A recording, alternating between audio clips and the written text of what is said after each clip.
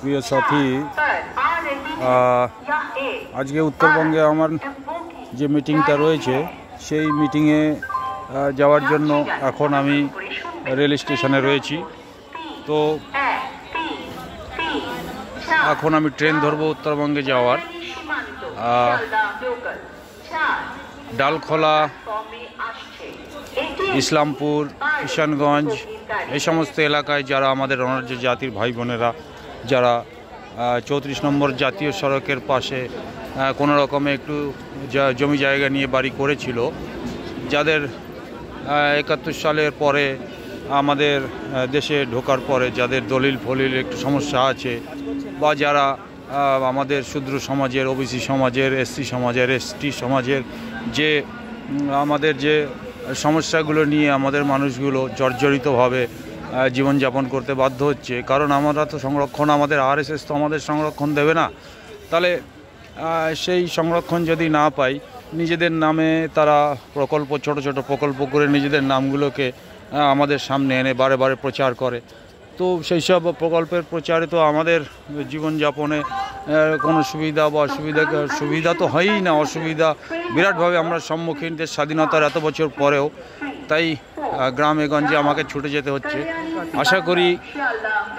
আশা করি যদি জীবনে কিছু করতে পারি, এই মানুষগুলোকে যদি কোনো রাস্তা দেওয়া যায়। আমাদের অনার্য জাতিকে 15,500 জাতিতে ভাগ করা হয়েছে মনুসংহিতার নিয়ম হিসাবে। যারা বেদকে মানে, যারা ধর্ম পালন করে, কিন্তু হাজার হাজার বছর ধর্ম পালন করার পরে আজকে আমাদের পশ্চিমবঙ্গ তথা সারা ভারতবর্ষের এই অনার্য জাতিকে, যাদেরকে অনার্য নাম দিয়ে দেওয়া হয়েছে, কেউ এসে আমাদের জাতিকে অনার্য নাম দিয়েছে, তারপরে মনুসংহিতার নিয়মে 15,000 জাতিতে ভাগ করেছে। তো সেই সব মানুষগুলোর জন্য যদি কিছু করতে পারি জীবনে, সেজন্য প্রতি মাসেই আমাকে বিভিন্ন জায়গায়, বিভিন্ন জেলায় যেতে হয়। আজকে আমি তাই উত্তরবঙ্গে রওনা হচ্ছি এখন রেল স্টেশনে। তো সেই জন্য আমার অনার্য ভাই বোনদের উদ্দেশ্যে আমার নির্দেশ, আমার আদেশ যাই বলো। তো আগামী যে 2026 সালের যে নির্বাচন আসতে চলেছে, এই নির্বাচনে তোমরা তোমাদের সুবিধা মতো যে যেখানে আছো, যার যেরকম সুবিধা সেই হিসাবে নিজের অনার্য জাতিকে শক্ত করার জন্য নিজেরা ভোটদান করবে।